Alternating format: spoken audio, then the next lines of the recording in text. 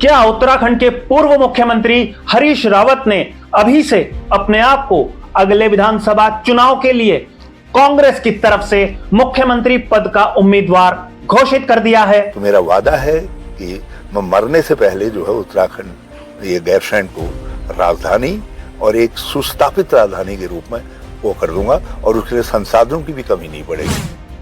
हरीश रावत का विरोध कांग्रेस के भीतर क्यों होने लगा है?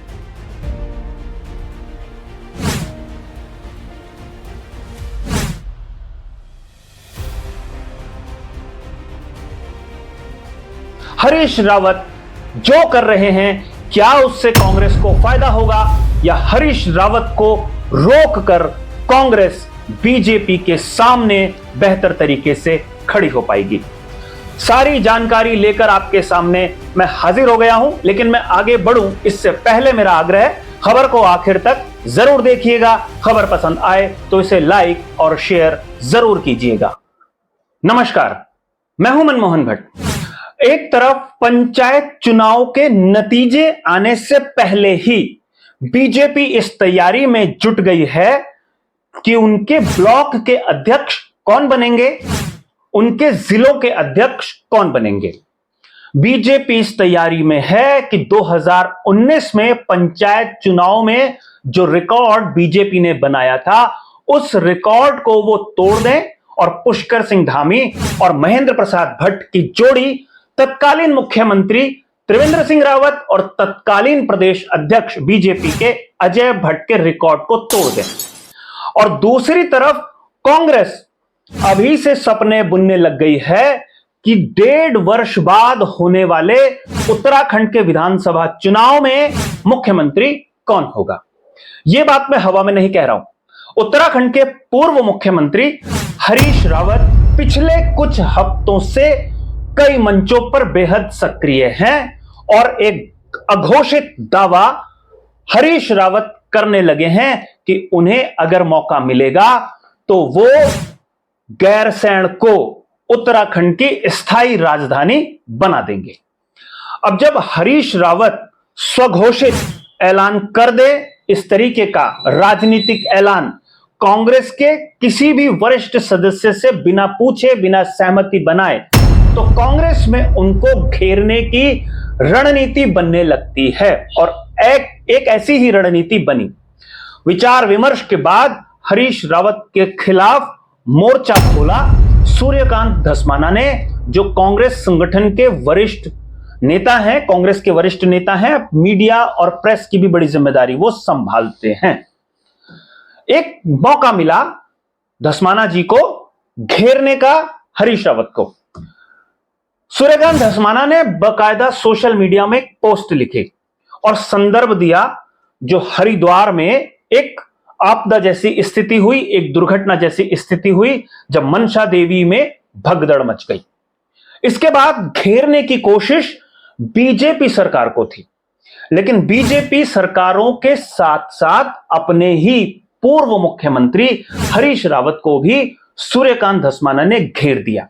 सूर्यकांत धस्माना बकायदा सोशल मीडिया पर लिखते हैं कि अब एक कड़वा सवाल वर्तमान मुख्यमंत्री श्री पुष्कर सिंह धामी जी, 3 पूर्व मुख्यमंत्री श्री हरीश रावत जी और श्री त्रिवेंद्र रावत जी और श्री रमेश पोखरियाल निशंक जी से कि आपने अपने कार्यकाल में आपदा प्रबंधन के क्षेत्र में क्या योगदान दिया।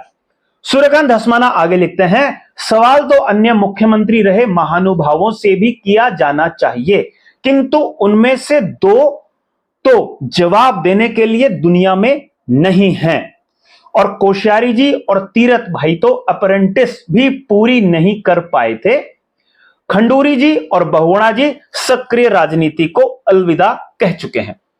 अगर कांग्रेस का वरिष्ठ नेता जो संगठन में महत्वपूर्ण भूमिका निभाता है, वो अपने पूर्व मुख्यमंत्री से सवाल पूछता है तो इसके गहरे मतलब होते हैं। राजनीति में विजय बहुगुणा सक्रिय हैं या नहीं है, इसका फैसला या तो बीजेपी करेगी या विजय बहुगुणा या उनका परिवार खुद करेगा। कि विजय बहुगुणा राजनीति से संन्यास ले चुके हैं, लेकिन चूंकि सूर्यकांत धस्माना के राजनीतिक गुरु स्वर्गीय हेमवती नंदन बहुगुणा थे और उनके सुपुत्र हैं विजय बहुगुणा, यानी गुरु भाई की भूमिका में विजय बहुगुणा को सूर्यकांत धस्माना देखते हैं। इसलिए शायद विजय बहुगुणा से सवाल उन्होंने नहीं पूछा। और जिस समय उत्तराखंड में अब तक की सबसे भीषण आपदा आई थी, उस आपदा को कंट्रोल करने में विजय बहुगुणा का रोल एक सवालों के घेरे में है।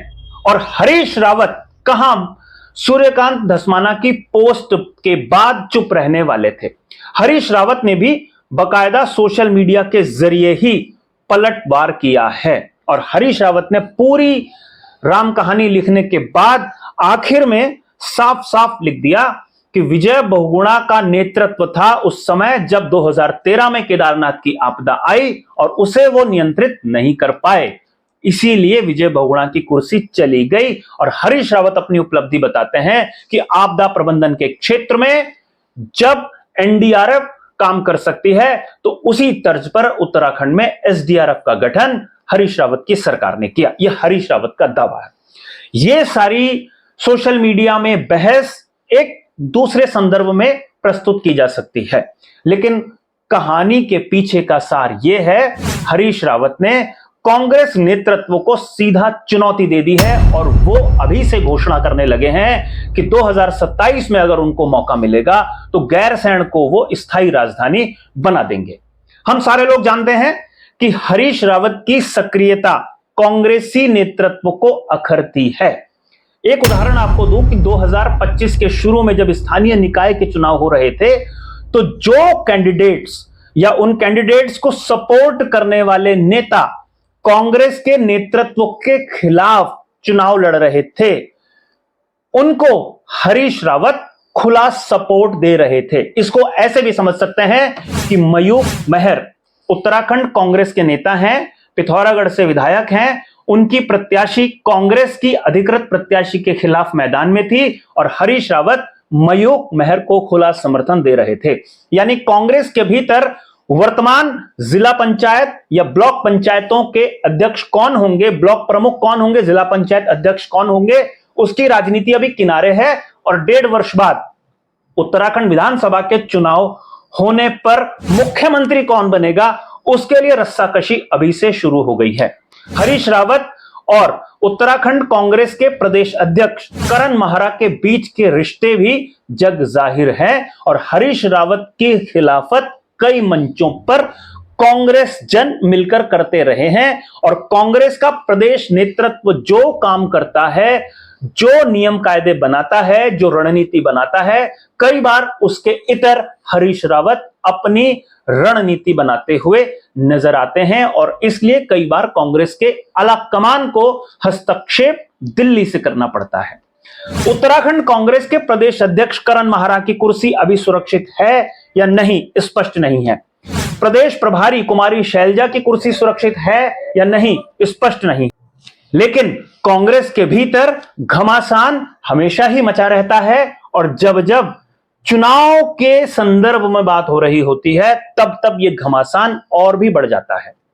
ऐसी ही परिस्थितियों का फायदा बीजेपी बार बार उठाती रही है।